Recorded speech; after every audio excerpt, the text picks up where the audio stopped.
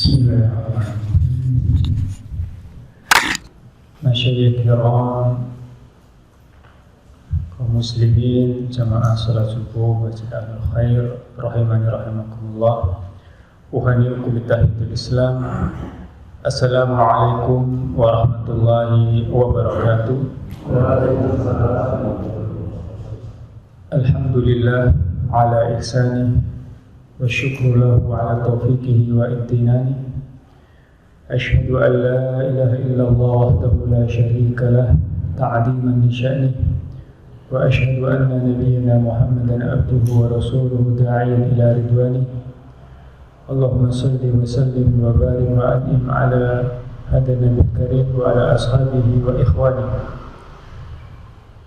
Pertama-tama senantiasa kita memuji Allah Subhanahu wa taala, senantiasa kita bersyukur, alhamdulillah sampai detik ini Allah Rabbul Izzati wal Jalalah masih memilih kita semua menjadi hamba-hambanya, menjadi orang-orang yang beriman kepadanya, menjadi orang-orang yang melaksanakan syariatnya, perintah-perintahnya, dan alhamdulillah kita berada di salah satu rumahnya ini. Kita sama-sama mengharap keridhaan Allah Subhanahu wa taala.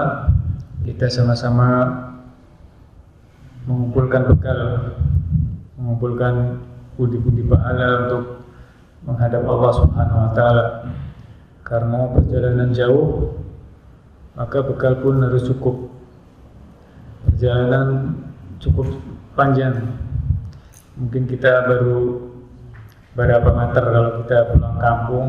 Ini pun baru kilometer yang berapa ini, baru sedikit. Oleh karena itu kita harus pandai-pandai mengumpulkan bekal, pandai-pandai mengatur waktu, pandai-pandai menggunakan kesempatan, peluang-peluang yang Allah mudahkan kepada kita semua. Dan alhamdulillah pagi hari ini pembahasan kita mudah-mudahan bisa selesai pada pagi hari ini, melanjutkan pembahasan yang kemarin berkaitan dengan ahkamul maqabir, hukum-hukum pemakaman.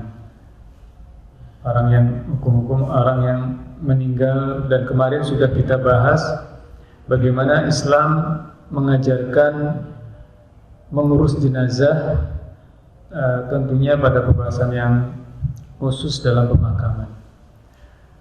Namun sekali lagi bahwa syariat ini adalah syariat yang sudah ada pada zaman dahulu. Jadi syariat ini mengurus jenazah, khususnya pemakaman atau menguburkan, itu sudah ada pada zaman Nabi yang mulia Adam alaihissalam, Abul Bashar. Dan syariat itu terus turun-temurun diamalkan oleh nabi-nabi seterusnya sampai Nabi kita Muhammad sallallahu alaihi wasallam. Sekali lagi, ketika ada kaum atau umat atau sekelompok manusia yang tidak mengurus jenazahnya tidak sesuai dengan syariat para nabi dan rasul, khususnya Nabi Muhammad, berarti dia sudah menyimpang. Dia sudah mengikuti langkah-langkah syaitan, seperti dibakar misalkan, atau diawetkan misalkan, atau digantung kayak lebah misalkan. Makanya seperti ini sudah keluar dari fitrah, Dan insya Allah pada pagi hari ini kita akan membahas tentang takziah. Pembahasan tentang takziah ini sangat penting sekali, ikhwati kiram. Namun sekali lagi bahwa Islam senantiasa memberikan kesempatan pada umatnya untuk mendapatkan pahala. Bukan hanya dengan satu bentuk ibadah, tapi banyak cara untuk mendapatkan pahala. Karena apa? Karena umat Islam adalah umat yang ditakdirkan usianya pendek. Maksudnya orang-orangnya gitu. Jarang sekali umat Islam yang usianya itu sampai ratusan, 200, 100 saja paling bisa dihitung. Satu kali generasi itu paling dia nggak nyampe 100 orang. Jarang.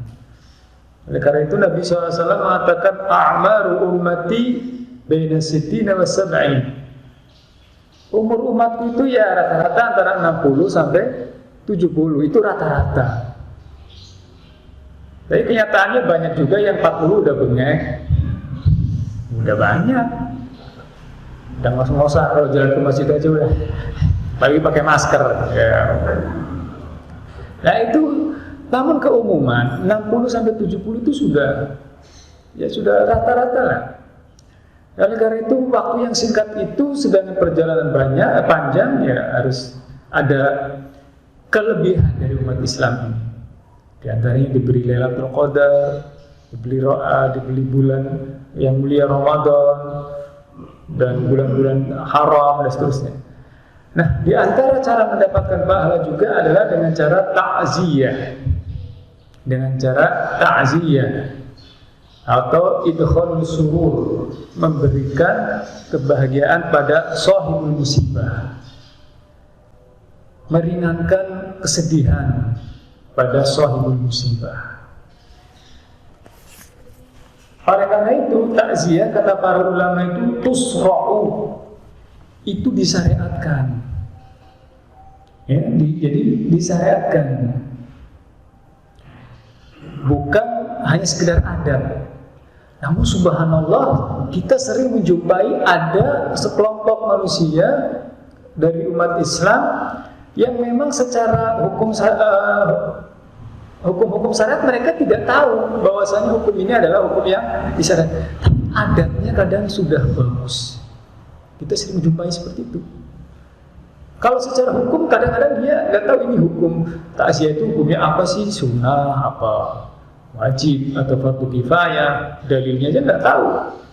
Tapi secara kebiasaan adat mereka itu sangat bagus. Kalau ada orang meninggal, rame-rame bodong-bodong bawa makanan, bawa beras, bawa indomie, bawa gula, macam-macam. Ada yang seperti itu. Tapi kalau kita tanya, Bapak melakukan itu, emang ada dalilnya Pak? Ya nggak tahu, cuma senang aja gitu. Cuma kita pengen banget. Kita ingin banget membantu orang yang. Jadi memang takziah itu memang secara syariat disyariatkan dan fitrah manusia itu membenarkan.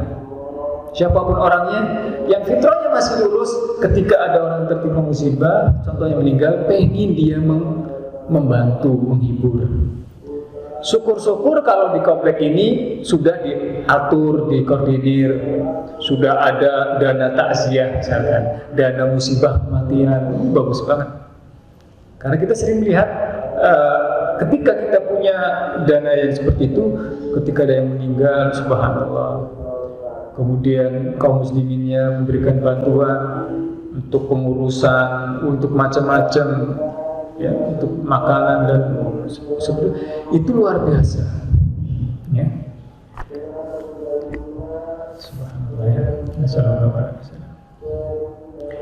Jadi para ulama mengatakan waktu surah ta'ziyatul ahlul mayyit bima yadhunnu annahu yasalihu,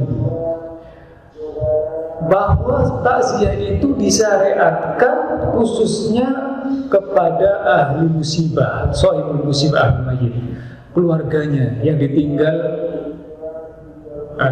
orang yang meninggal. Wa yaqufu min husnihim, sehingga kesedihannya itu minimal berkurang. Apalagi ada kita, ini jangan salah nih, karena ada juga kalau memang tidak melanggar syariat justru harus kita tekankan. Contohnya apa? Adat kita, kalau ada orang meninggal terus gak takziah, itu buat omongan, itu buat malah jadi masalah baru. Itu masalahnya kenapa ya?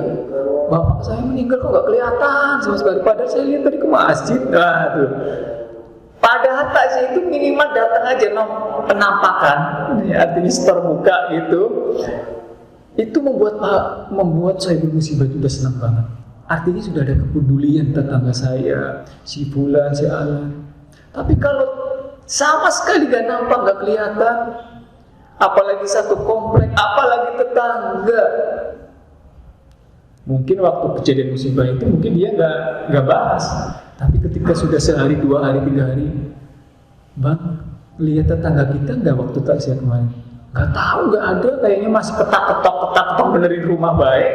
Nah itu malah bikin musibah, itu masalah baru kalau gitu. Karena apa? Memang adatnya itu takziah itu memang secara uruf itu memang bagus, baik. Oleh karena itu, apalagi kalau agama membenarkan, agama mendukung, maka ya minimal kita setor wajah lah misalkan. Syukur-syukur sih datang kepada ahli waris, sahibul musibah tadi ngucapin kalimat-kalimat yang membuat mereka senang.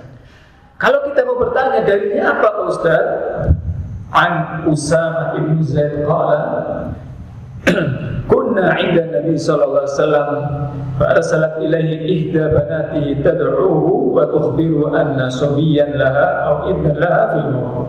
Faqala Rasulullah sallallahu alaihi wasallam, dahulu kami ketika Nabi sallallahu alaihi wasallam masih hidup, jadi kami para sahabat katanya mengutus seseorang kepada beliau SAW bahwa ada yang meninggal, anak dan bayi meninggal.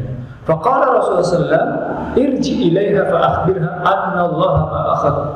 Maka Rasulullah SAW memberikan kabar agar memberikan kalimat-kalimat yang membuat dia tenang, seperti mengucapkan anna lillahi ma akhad. Bu, Pak, bahwa Allah itu mengambil apa yang Allah kehendaki. Kalaupun seandainya tidak harus dengan lafaz seperti ini, kalau uruf kita di masyarakat misalkan sabar ya Pak, sabar ya Bu, sabar ya Dek, itu nggak masalah. Yang penting kalimat itu membuat sahibul musibah itu terasa ringan beban musibah tersebut. Namun seperti yang dikatakan Nabi SAW, beliau mengatakan anna lillahi ma akhad wa lahu ma a'ta wa kullu syai'in 'indahu bi ajalin musamma famarraha falyatasbir wa liyahtasib. Hadis muttafaqun alaih rawahu Bukhari Muslim. Jadi Nabi SAW memerintahkan agar mengucapkan kalimat yang baik, seperti kalimat sesungguhnya Allah mengambil apa yang Allah kehendaki, karena semuanya milik Allah Subhanahu wa taala. Anak kita, orang tua kita, ya saudara kita, karib kerabat kita, itu milik Allah Subhanahu wa taala. Dan Allah memberikan apa yang Allah kehendaki. Ada yang memberikan 1, 2, 3 dari keturunan, dan wa kullu syai'in dahu ajalun musamma. Dan semua yang di atas muka bumi ini sudah Allah tentukan ajalnya. Sudah ada batasnya. Ada yang dikasih jatah 20 tahun, 50 tahun, 60 tahun. Namun yang jelas pasti ada batas kadar luarsanya, ibaratnya ada batas hancurnya, musnahnya ada batasnya. Kayak masjid ini emang mau abadi masjid ini. Ya bisa jadi 200 tahun yang akan datang sudah direhab. Sudah bukan kayak gini lagi. Kelamaan ya, udah 15 tahun yang akan datang. Jadi memang segala sesuatu itu kata Nabi SAW bi ajalin musamma. Allah sudah tentukan ajal. Jadi di atas muka bumi itu memang nggak ada yang kekal. Nah, kalau kita sadari itu, ya memang kita harus betul-betul menyadari ini. Apa yang kita miliki memang tidak ada yang kekal. Yang kekal itu apa yang sudah Allah Subhanahu wa taala simpan dari pahala kita, dari amal baik kita, itu yang akan kekal. Wa ma indallahi baqin. Apa yang di sisi Allah itulah yang abadi, yang kekal. Sedekah kita, amal soleh kita, pahala kita dari sholat subuh berjamaahnya, artinya sholat-sholatnya, bacaan Al-Qur'annya, sedekahnya, majelis duduk di majelis ilmunya. Nah itulah yang kekal. Ilmu kita belajar, yang kita pelajari, yang kita ajarkan, itulah yang kekal. Nah itulah dalil yang menunjukkan bahwasanya takziah itu memang disyariatkan. Sekali lagi, apalagi didukung oleh dalil, kemudian uruf masyarakat pun mendukungnya. Maka saya nasihatkan kalau bisa sebisa mungkin, sesibuk mungkin kita takziah walaupun telat. Misalkan kita lagi dinas, ternyata pulangnya malam, atau pulangnya setelah sepekan, misalkan ternyata tetangga kita meninggal, kita baru tahu, atau kita bisanya sepekan berikutnya, datanglah. sampaikan alasan kita waktu itu saya bisa hadir karena waktu itu saya lagi dinas di luar atau macam-macam, sehingga terhiburlah, ringanlah beban yang ada di Sohibul Musibah tersebut. Kemudian ketika kita takziah, ada beberapa hal yang syariat itu mengingatkan agar dalam takziah itu kita tetap mengikuti koridor-koridor syariat. Yang pertama tadi mengucapkan kalimat-kalimat penghibur, meringankan beban, meringankan kesedihan sohibul musibah. Jangan sampai kita mengucapkan kalimat yang salah. Ada yang meninggal, kita datang takziah, itu sakit apa Pak? Kok perutnya gede banget? Oh, jangan-jangan dikena laknat nih. Oh, tambah nangis ini sohibul musibah kalau kayak gini Pak. Tapi kalimatnya yang baik, insya Allah Pak, ya dosa-dosa beliau diampuni Allah. Walaupun kita tahu betul bahwasanya dia waktu hidupnya, waduh, subhanallah, dolimnya luar biasa. Tapi jangan sampai kalimat itu keluar di hadapan sohibul musibah dengan kalimat-kalimat yang malah bikin dia tambah sedih, tambah dia suudon, ya. Nah itu yang pertama. Jadi kalimat-kalimat yang diingatkan yang kedua adalah al-ijtima'u li ta'ziyah fi maqal khas. Kita mau takziah, kemudian kita janjian. Takziah kita datang ke rumahnya, kita cari tempat yang khusus. Ya. Takziahnya misalkan kuburan aja deh. Takziahnya nanti kita ngumpul di masjid, sohibul musibah dikumpulin di satu tempat, kemudian kita takziah. Tidak harus. Kita ambil kaidah secara umum saja. Apa yang diperintahkan kita kerjakan, apa yang dilarang kita tinggalkan, yang didiamkan maka rahmatan laku. Ketika syariat mendiamkan, tidak harus takziah itu harus di rumah, tidak harus di tempat yang lain. Kalau kita ternyata ketemunya di masjid, subhanallah, ya kita ketemu di masjid Pak, saya ucapkan mudah-mudahan ya dosa-dosa orang tua bapak diampuni Allah Subhanahu wa taala. Nah, itu pun termasuk takziah.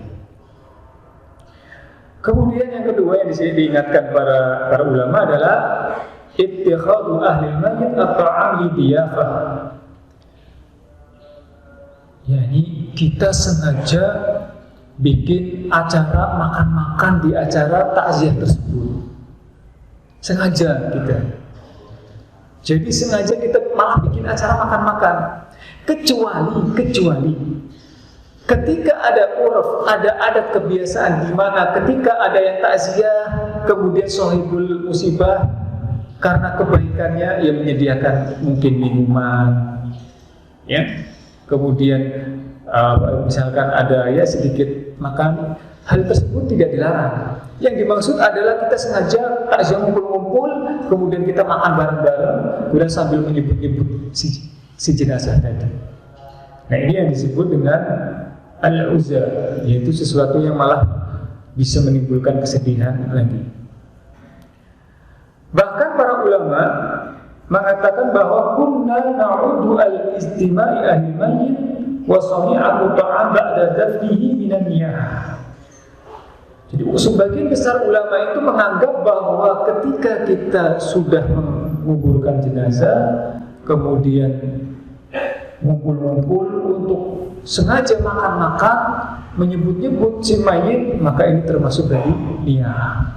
Niyah itu artinya meratap, dan ini tidak dibenarkan. Ya. Wa innama as-sunnatu an yusna'u aqrabiha al-mayyit wa jiranihi li ahli al-mayyit ta'aman.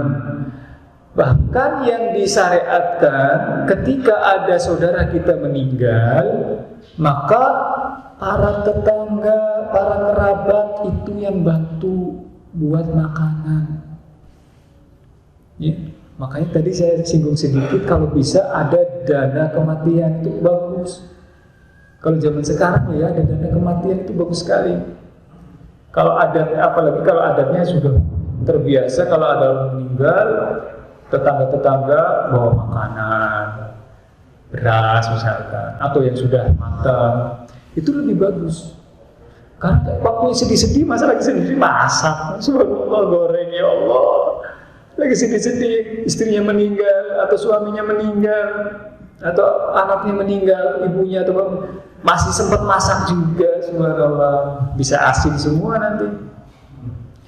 Jadi oleh karena itu syariat malah yang menganjurkannya adalah yang buat makanan atau hidangan itu untuk mengurusi sahibul musibah itu yang dari luar, tetangganya.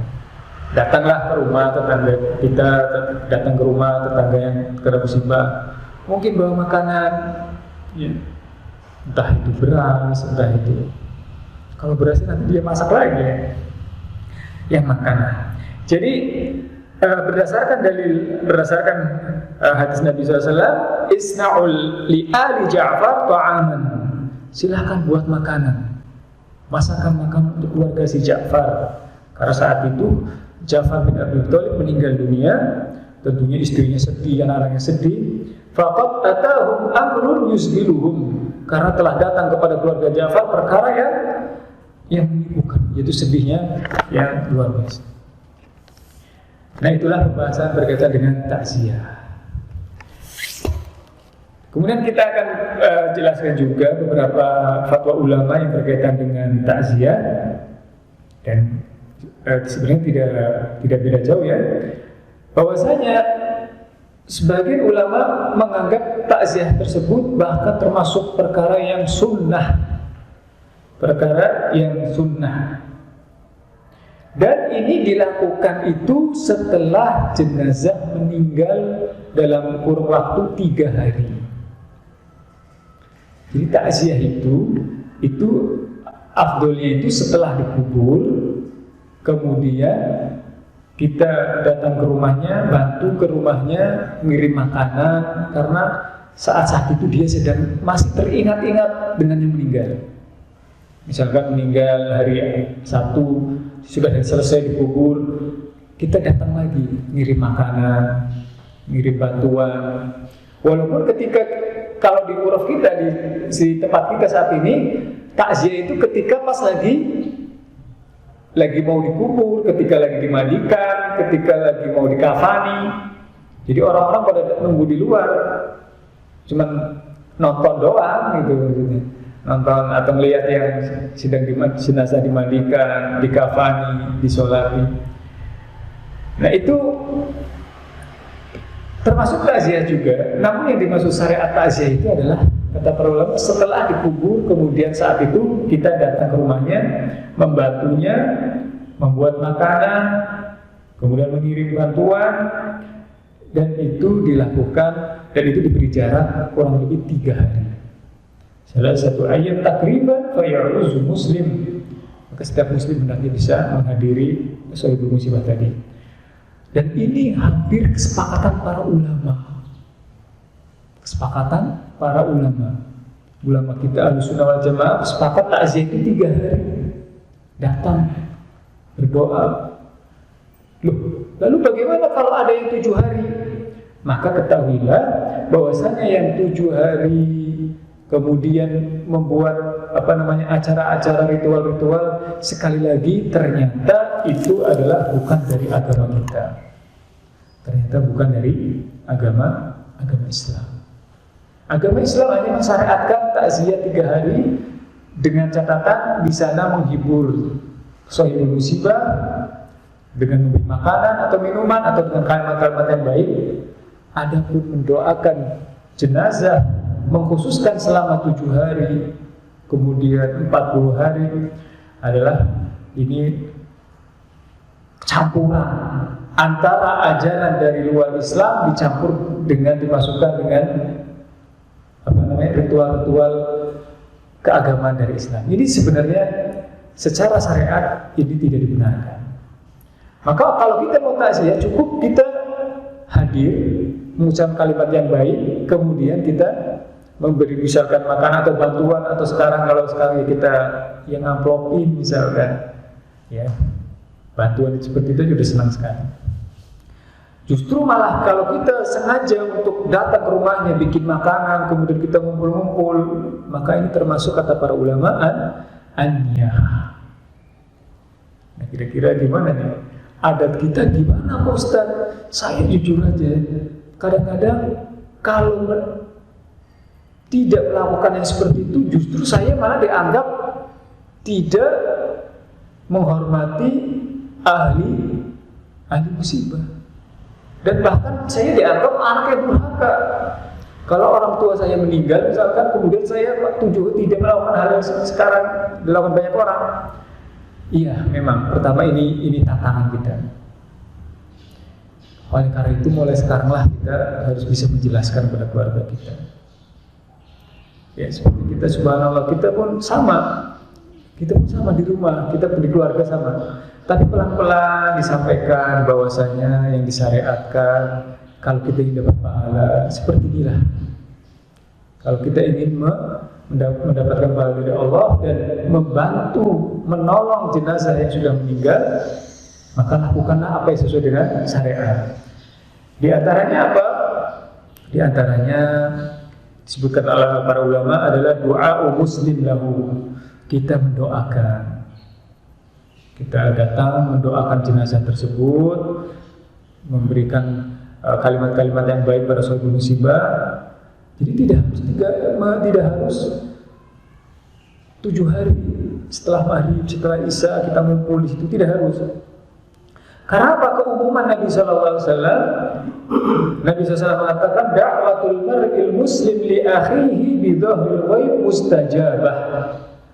Sesungguhnya doa seorang muslim kepada yang ghaib, kan udah meninggal atau yang masih hidup tapi ghaib, itu betul-betul diijabah oleh Allah SWT. Saya mendoakan si fulan nggak ada di sini, itu doa ini mustajabah. Inda ra'sihi malakun yuwakkal. Setiap saya berdoa, ya Allah ampunilah si fulan, ya Allah ampunilah si alan, ampunilah si fulan, maka kata Nabi SAW, ada malaikat yang di samping saya ini, kullama da'a li akhihi bi khair qala al malak walakil amin walaka bimisli. Setiap saya mengatakan, ya Allah ampunilah si fulan, ya Allah tutupilah dosa aibnya si fulan, maka malaikat mengatakan amin. Anda juga mendapatkan seperti itu. Nah, jadi berdoalah kepada saudara kita muslim yang gaib, apalagi dia sudah meninggal, karena saat itu dia butuh doa-doa kita. Dan juga keumuman firman Allah Subhanahu wa taala di dalam surat Al-Hasr, walladzina ja'u min ba'dihim yaquluna rabbana fir lana wa li ikhwanina alladzina sabaquna bil iman. Dan orang-orang yang datang setelah mereka yang masih hidup mendoakan orang yang sudah meninggal dengan mengatakan rabbana fir lana wa li ikhwanina alladzina sabaquna bil iman. Oleh karena itu disunahkan kita mendoakan mereka yang sudah meninggal, ya. Kemudian yang kedua yang bermanfaat untuk jenazah adalah qada'ud dain anhu. Kita melunasi hutangnya. Kalau seandainya jenazah itu punya hutang banyak dan ternyata ketika hidupnya itu tidak dilunasi, maka kita bisa menyelamatkan dia dengan cara melunasi hutang tersebut. Dan ini banyak riwayat yang menyebutkan tersebut. Bahkan Nabi SAW ketika ada jenazah yang punya hutang, Nabi SAW tidak mau menyolati. Kemudian ada sahabat mengatakan bahwasanya hutang itu saya yang nanggung, baru beliau menyolati. Artinya memang hutang itu punya masalah. Oleh karena itu ketika dilunasi orang yang masih hidup, itu bisa menyelamatkan jenazah tersebut. Kemudian yang ketiga, qada'un nadar anhu wa shaum. Apabila jenazah tadi memiliki, misalkan punya nadar, punya puasa yang harus belum dikerjakan atau nadar-nadar yang lain, maka yang hiduplah yang melaksanakan. Itu manfaat untuk jenazah. Ma yaf'aluhu al-walad as-salih min a'malis salihah. Kemudian yang keempat yang bermanfaat untuk jenazah yaitu anak-anaknya. anak kandungnya, ya, yang masih hidup, ketika orang tuanya meninggal, seluruh amal baik anak tersebut pahalanya juga nyampe kepada orang tuanya. Makanya luar biasa. Jadi kalau kita mendidik anak kita dari kecil, kemudian sampai balik, dan sehingga anak tersebut bisa menjadi anak yang soleh, berbakti, sampai orang tuanya meninggal saja, anak tersebut beramal soleh, kita mendapatkan pahala tersebut. Kemudian yang bermanfaat juga untuk jenazah adalah ma khalfuhu min athari shalihatin wa shadaqatin jariyah. Ketika dia masih hidup, dia itu memiliki amalan jariah. Seperti apa? Seperti ilmu yang disampaikan ketika, atau misalkan imam masjid, amal jariah apa saja. Ya, itu yang berkaitan dengan jenazah atau takziah. Sampai di sini ada pertanyaan, mungkin kurang lebih ada beberapa menit lagi. Silahkan kalau ada pertanyaan sebelum kita bahas larangan-larangan yang ada di kuburan. Yang 3 hari takziah itu tadi saya kurang paham. Itu maksudnya untuk takziah itu sampai dengan 3 hari atau pada hari ketiga atau setelah 3 hari tersebut. Ya, jadi hukum asalnya kita diberi oleh kelonggaran dan oleh syariat 3 hari itu kita bisa bertakziah, itu hukum asalnya. Namun ketika kesempatan kita habisnya, misalkan pas ketika dia meninggal, kemudian kita datang ke rumahnya sambil melihat jenazahnya, itu pun termasuk takziah. Namun syariat memberikan kelonggaran 3 hari. Memberikan kelonggaran 3 hari. Bukan berarti kalau di luar 3 hari itu bukan takziah, bukan. Di luar 3 hari kita mampunya bisa hadir di satu pekan berikutnya. Kemudian kita seperti tadi yang disebutkan, mengucapkan kalimat yang baik, memberikan ya, hal-hal yang bisa atau sesuatu yang membuat dia ringan, itu termasuk takziah. Namun syariat memberikan kelonggaran 3 hari ini. Silahkan di 3 hari ini. Karena biasanya orang ketika ditinggal keluarganya itu selama 3 hari ini masih teringat-ingat. Ketika masa hidupnya, apalagi keluarga dekat, ya, hidup bareng bertahun-tahun. 3 hari ini masih. Bahkan kadang bisa jadi bisa lebih dari itu. Namun secara umum syariat memberikan kaidah secara umum 3 hari. Ya, silahkan datang, silahkan memberi hiburan kepada sohibul musibah. Kemudian berkaitan dengan ziarah kubur, ketika kita sudah tahu bahwasanya keluarga tetangga atau kerabat sudah dimakamkan, sudah dikuburkan, ya. Kalau dimakamkan itu bahasa kita itu kita pergi ke makom. Padahal makom itu secara bahasa Arab itu artinya tempat berdiri. Yang benar adalah maqabir atau kuburan. Kalau kubur boleh kuburan atau maqabir atau makbarah, itu lebih tepat. Kalau makom itu artinya tempat berdiri. Seperti makom Ibrahim, tempat berdirinya Nabi Ibrahim. Tapi kalau misalkan maksud saya makom yang nanti dia berdiri pada hari dibangkitkan, ya mungkin juga. Tapi yang lebih tepat adalah makbarah, kuburan atau makabir, ya. Cuma kadang-kadang kita itu kalau dengar kuburan udah ngeri duluan, udah seolah-olah hantu semua. Padahal ziarah kubur atau mengunjungi kuburan itu termasuk perkara yang disyariatkan. Makanya saya nasihatkan, kalau kita semua ini males banget ibadah, hati sempit, hati kayaknya keras, mendingan jalan-jalan ke kuburan aja. Insya Allah hati kita akan lembut lagi. Tapi kalau jalan-jalannya ke mall tambah keras, apalagi ke puncak, mungkin senang sebentar, pulang sedih lagi.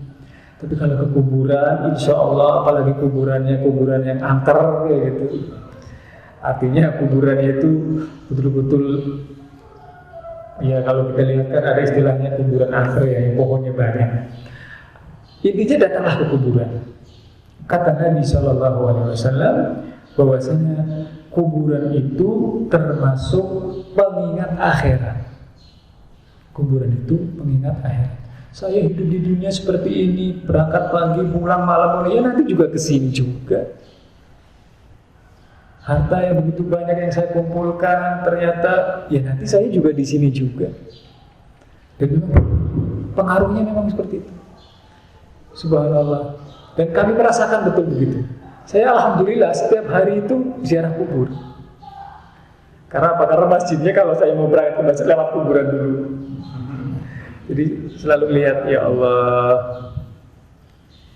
Jadi kalau kita ke masjid itu melewati kuburan, ya mesti lihat jenazah-jenazah di kubur itu, jadi ingat. Ya, jadi membuat hati kita itu kembali luluh. Yang tadinya angan-angannya harus pengen ini, pengen itu, pengen ini, ya wajar aja, manusiawi.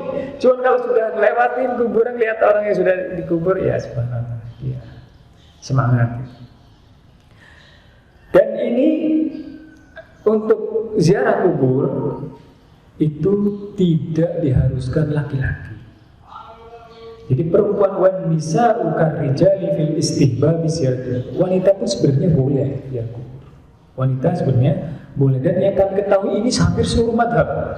Tidak ada pengecualian. Hampir seluruh madhab membenarkan seorang wanita untuk ziarah kubur. Untuk seorang wanita boleh ziarah kubur. Namun ingat, ketika ziarah kubur, ikutilah adab-adabnya. Di antaranya adalah adab ziarah kubur, ad-doa qabla dukhul, masuk ke kuburan dengan baca doa. Ya, adab-adabnya di sana. Ya. Kita ikuti adab-adabnya.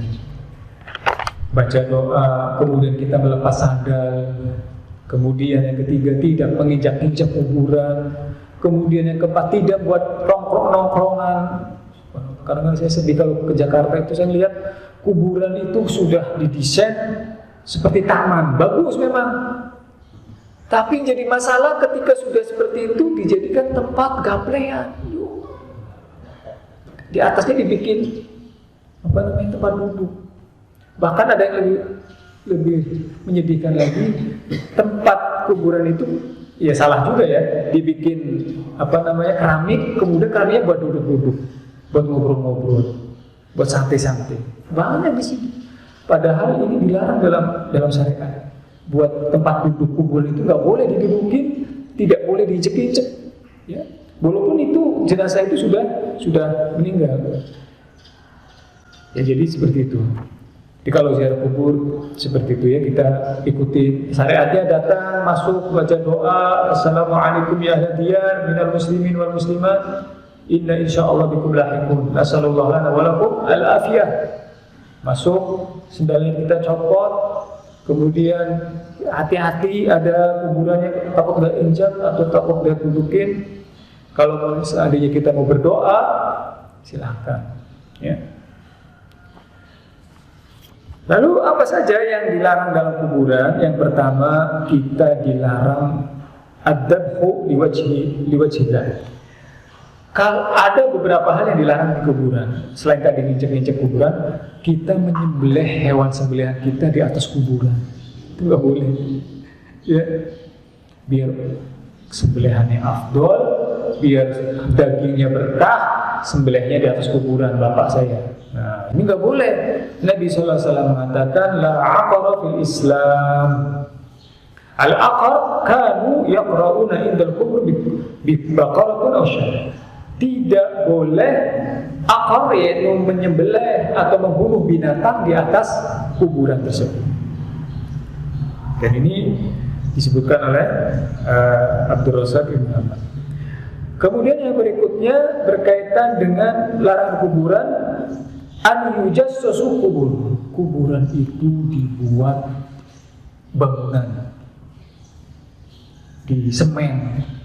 Kalau zaman sekarang di keramik, apalagi dibikin istana, apa dibikin rumah.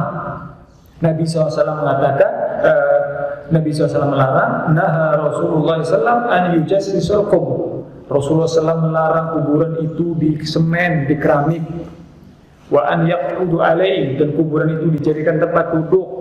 Wa an yubna alaih, dan kuburan itu dibangun satu bangunan seperti rumah atau gubuk atau saung atau apa lagi, atau masjid atau musola, au yuzadu alaih au yuktabu alaih, atau diukir-ukir, dihias-hias.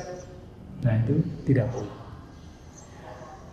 Kemudian yang dilarang juga sholat sunnah atau sholat fardu di kuburan.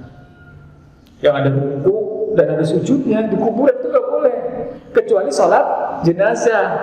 Kalau sholat jenazah di kuburan bisa, karena Nabi SAW pernah. Nabi SAW mendengar ada seorang sahabat yang meninggal, kemudian ternyata sudah dikubur. Kemudian beliau datang ke kuburannya, beliau sholat jenazah. Namun ketika sholat sunnah, sholat yang ada ruku, bukan sholat jenazah, maka dilarang. Ya. Kemudian ya tadi membangun masjid dan ini sayang sekali ya, sayang sekali saudara-saudara kita masih banyak yang mengkiaskan Nabi SAW dengan dirinya. Kalau Nabi SAW dikubur dalam masjid, kenapa saya enggak? Akhirnya dia ketika mau meninggal wasiat kepada anak-anaknya, nanti kalau saya meninggal di sini, nanti di sini bangunan masjid ya, biar orang-orang ingat. Nah, ini sebenarnya tidak boleh, karena Nabi SAW melarang demikian. Nabi SAW mengatakan, la'natullahi 'alal yahudi wan nasara ittakhadhu quburul anbiya'ihim masajid yuhaddiru ma sana'u. Allah Subhanahu wa taala melaknat orang-orang Yahudi dan Nasrani karena mereka membuat kuburan itu sebagai tempat ibadah, sebagai tempat sujud, sebagai masjid. Nabi SAW melarang yang demikian. Jadi nggak boleh. Kemudian dilarang juga kuburan itu sebagai id, artinya tempat yang berulang-ulang untuk dijadikan momen-momen tertentu. Misalkan pekanan, bulanan, tahunan, acaranya di kuburan itu namanya id. Itu nggak boleh. Misalkan acara apa? Misalkan kita bikin acara makan bareng-bareng di kuburan. Mana ada makan bareng-bareng? Barangkali ada. Setiap bulan sekali biar kita ingat sama bapak, sama ibu, kita datang ke kuburan, kita makan-makan di situ. Atau kita kita bikin acara apa? Ngaji-ngaji nggak apa-apa deh gitu. Nah, kalau ditetapkan, diulang-ulang setiap sebulan sekali, kita jadwalkan, itu tidak boleh. Tapi kalau kita secara umum saja, mumpung pulang kampung nih, ayo kita ziarah kubur ke makam, ke kubur orang tua kita, boleh, silahkan. Karena pas kesempatan itu, ya, kesempatan itu kita ada di situ. Kemudian juga yang dilarang adalah as-safaru ilaiha. Kita sengaja safar untuk menuju kuburan tertentu. Kita sengaja nyiapin mobil, nyiapin semua peralatan safar kita siapkan. Ngapain? Mau mengunjungi kuburan A. Nah, itu nggak boleh. Nabi SAW mengatakan, la tushaddur rihal illa fi salasi masjid. Tidak boleh kita menyiapkan bekal-bekal untuk safar, untuk tujuan mengunjungi kuburan, kecuali 3 masjid. Ya. Kecuali 3 masjid. Yang pertama adalah Masjidil Aqsa, Masjidil Haram, Masjidil Rasul SAW, dan Masjidil Aqsa. Kecuali kalau kita mau safarnya ke Masjidil Haram, boleh di sana sekalian kita ziarah ke kuburan Mal'ah, ke Masjidil Nabawi sekalian kita ziarah ke makan ke Rasulullah SAW, ke Baqi dan terusnya. Kemudian yang dilarang juga adalah iqa'u sar 'alaiha. Kita dilarang meletakkan lampu di atas kuburan. Sudah dikuburkan, sudah rapi, sudah semuanya udah pulang, kemudian kita sengaja taruh lampu biar kuburan yang bapak saya ini yang kelihatan paling terang, yang beda sendiri. Kita taruh lampu. Kalau bisa lampunya yang kedap-kedip, itu nggak boleh. Intinya lampu apa saja nggak boleh di situ. Karena apa? Alamnya sudah beda. Alamnya sudah beda. Kita jangan mengkiaskan dengan alam dunia. Kasihan bapak saya masih di kuburan, pasti kepanasan kalau siang. Ya udah kita bikinin rumah. Kasihan bapak saya kalau malam kedinginan, ya udah kita bikinin api unggun, bikinin lampu. Alamnya sudah beda. Sebagaimana kita di darat alamnya beda dengan laut, maka di dunia dengan kuburan pun beda. Maka tidak bisa kita mengkias-kiasan. Kita hanya mengetahui yang dibutuhkan oleh penghuni kubur itu adalah A, B, C dari wahyu, ya itulah yang kita lakukan. Karena kita tidak tahu yang manfaat untuk ahli kubur kecuali dari wahyu. Kalau mengkias-kiasan, kita kiaskan yang ada di dunia, nggak nyampe akal kita, nggak nyampe. Ya. Makanya jangan kita mengkias-kiaskan dengan kehidupan di kuburan. Kalau di kuburan sepertinya butuh penyejuk. Oh yaudah kita tanamin apakah? Tanamin apa, kita pohon beringin kayak, pohon rambutan kayak, pohon jambu kayak, pohon singkong misalkan. Gak bisa kita kiaskan seperti itu. Kecuali ada wahyu dari Allah bahwasanya yang sekarang dibutuhkan orang meninggal adalah doa. Misalkan doa beramal solehnya anak yang masih hidup, doanya kaum muslimin secara umum. Ya, seperti itu. Kemudian yang dilarang yang terakhir adalah kasrul idhamiha, menghancurkan tulang belulang mayit. Misalkan ada orang yang memindahkan jenazah, kemudian ada tulang-tulangnya, ya udah sekarang aja hancurin. Atau ada orang yang mau memasukkan jenazah yang berikutnya, di situ sudah ada jenazah tapi sudah jadi tulang, ya udah hancurin aja. Kemudian kita masukin, nggak boleh seperti itu. Kalau kita gali jenazah, gali kubur tersebut, ada tulang, ada jenazahnya, ada tulangnya, maka dirapihkan lagi, dikumpulkan lagi, dikafani lagi, diikat lagi, dan diletakkan di tempat yang baik. Tidak boleh dihancurkan. Ya. Termasuk juga ketika mau dikubur, misalkan buat buat penelitian-penelitian, jangan sampai menghancurkan jenazah. Tulang-tulangnya dihancurkan, tidak boleh. Dan alhamdulillah selesailah sudah pembahasan kita berkaitan dengan penguburan, dan insyaallah taala pertemuan yang akan datang kita akan lanjutkan lagi materi kita yang sempat tertunda beberapa waktu yang lalu. Wallahu taala. Sampai di sini saja jemaah. Mungkin karena sudah masuk waktu subuh, atau kita buka satu pertanyaan atau dua pertanyaan. Wallahu taala alam. Nah, berkaitan dengan wakaf lahan makam itu utamakannya apa? Karena kan apakah hanya terbatas ketika pahalanya itu ketika ada orang memakam pada saat itu saja, atau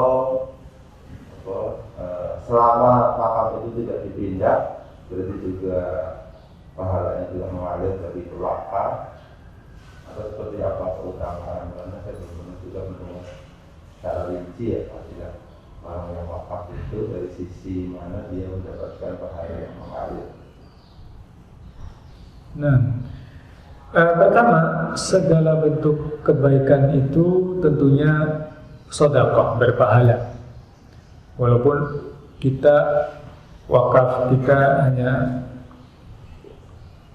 lahan. Apalagi untuk saat-saat ini lahan kuburan itu sangat dibutuhkan oleh kaum muslimin. Kalau kita wakafkan, ya subhanallah, satu jenazah yang kita makamkan atau kita kuburkan di situ, orang yang mewakafkan tentu dapat pahala yang besar. Dari sisi apa? Dari sisi ta'awun alal birri wat taqwa. Kemudian dalam sisi menolong unsur akhaka, kita menolong saudara kita. Kita menolong saudara kita yang susah karena dia mungkin tidak punya lahan untuk menguburkan jenazah saudaranya. Dan maka pahalanya terus mengalir ketika dimanfaatkan oleh kaum muslimin. Ya, ketika dimanfaatkan oleh kaum muslimin terus pahalanya mengalir. Kalau seandainya jenazahnya dicabut, artinya dipindahkan dia tetap mendapatkan pahala dari niat dia untuk membantu kaum muslimin. Ya, niat dia untuk membantu kaum muslimin. Karena niat saya misalkan lahan ini saya gunakan, lahan ini saya wakafkan untuk pemakaman, untuk penguburan jenazah kaum muslimin. Ternyata nggak ada yang dikubur di situ misalkan, maka kita katakan dia sudah mendapatkan pahala dari niatnya dia yang baik. Seandainya nggak ada sama sekali jenazah yang dikuburkan di situ, apalagi kalau sampai ada 1, 2, 3 jenazah dimakamkan di yang dia wakafkan, tentu pahalanya terus bertambah ya. Wallahu ta'ala alam bisawab. Mungkin itu saja yang bisa kita bahas, dan sekali lagi kita bersyukur kepada Allah, alhamdulillah. Mudah-mudahan ilmu yang kita pelajari menjadi ilmu yang bermanfaat, dan semoga Allah Subhanahu wa taala senantiasa memberikan hidayah taufik kepada kita semua dan menjaga kita semua dari berbagai macam penyakit, dari berbagai macam malapetaka dan bahaya, sehingga kita bisa memanfaatkan kesempatan, waktu luang dan kesehatan kita untuk ibadah kepada Allah Subhanahu wa taala. Wassallallahu ala nabiyina Muhammadin wa ala alihi wa ashabihi wa akhiru alhamdulillahirabbil alamin. Wa subhanaka Allahumma wa bihamdika asyhadu an la ilaha illa anta astaghfiruka wa atubu ilaik. Wassalamu alaikum warahmatullahi wabarakatuh.